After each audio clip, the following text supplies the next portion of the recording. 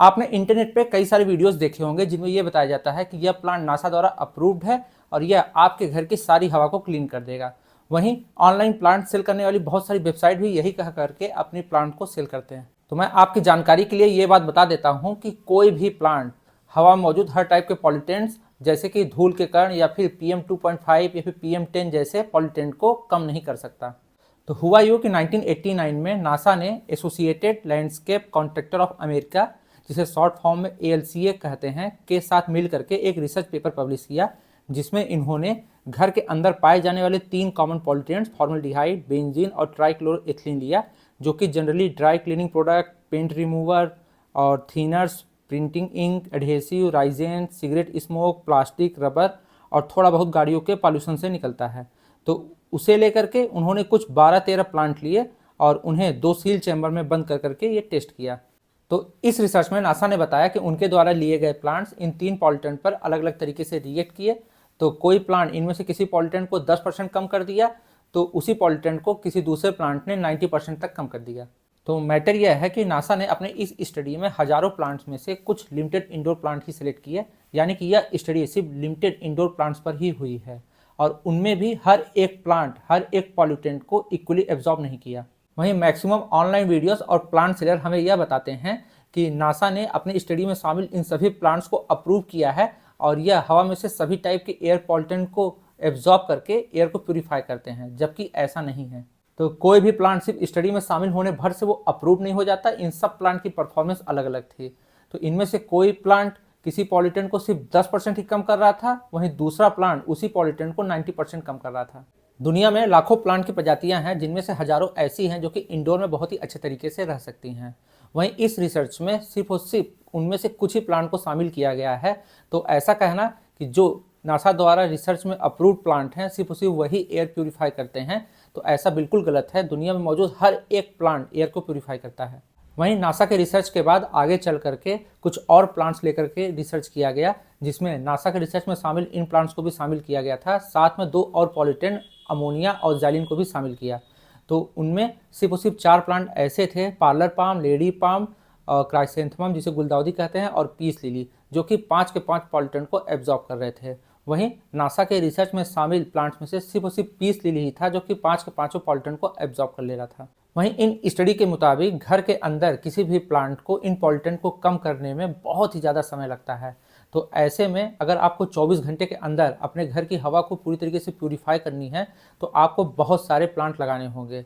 वहीं in study के मुताबिक अगर आपका 10 बाई 10 का कमरा है तो आपको लगभग 10 प्लांट लगाने होंगे, यानी कि आपको अपने घर के हर एक 10 स्क्वायर फीट के एरिया के लिए 1 प्लांट चाहिए।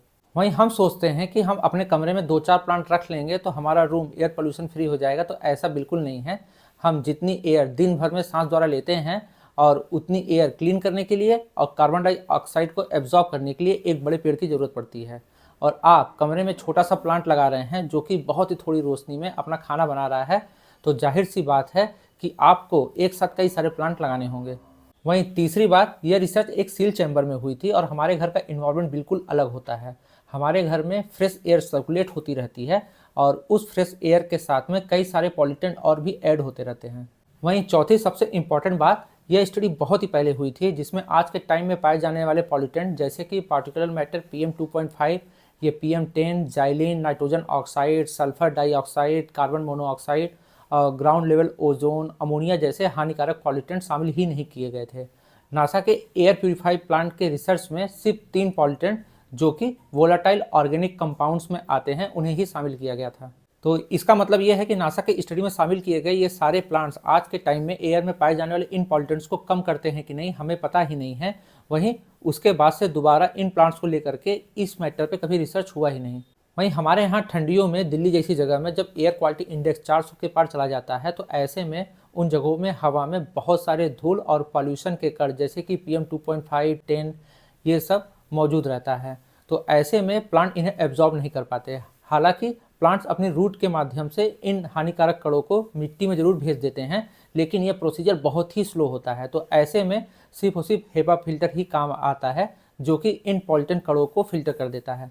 वैसे मेरा मकसद लोगों को प्लांट्स को लेकर के डिस्करेज नहीं करना है।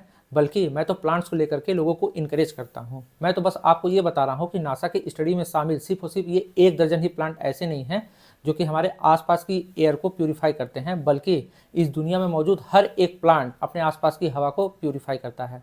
इसलिए अगर आपको सोशल मीडिया पे नासा के नाम पर एयर प्यूरिफाइंग प्लांट्स की लिस्ट दिखाई दे तो आप ऐसी वीडियो को देखने में अपना टाइम बर्बाद बिल्कुल न करें, क्योंकि दुनिया का हर एक प्लांट एयर प्यूरिफाई करता है।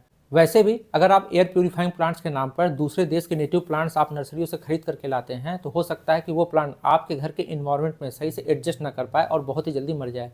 तो कोशिश करिए कि अपने एरिया के नेटिव प्लांट्स के बारे में पता करिए, क्योंकि जो नेटिव प्लांट्स होते हैं वो हमारे घर और एरिया के जो इन्वायरमेंट होता है उसमें पहले से ही ये प्लांट एडजस्ट रहते हैं।